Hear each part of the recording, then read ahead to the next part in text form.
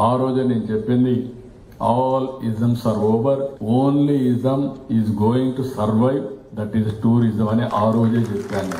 ఇంకా రాను రాను టూరిజం పెరుగుతుంది.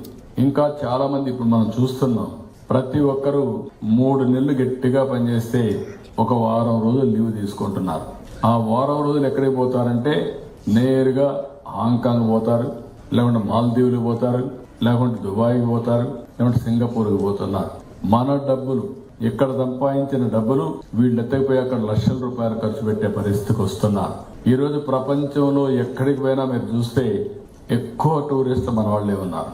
అదే సమయంలో ప్రపంచంలో ఎక్కడ చూసినా అన్నింటికంటే బ్రహ్మాండమైనటువంటి టూరిస్ట్ స్పాట్స్ మన దగ్గర ఉన్నాయి. ఒక హెరిటేజ్ టూరిజం కానీ, ఒక హిస్టారికల్ సంఘటనలు కానీ, కల్చర్ కానీ, లేకుంటే బ్యూటిఫుల్ ప్లేసెస్, వాటర్ కానీ, ఫారెస్ట్ కానీ అన్ని మన దగ్గర ఉన్నాయి.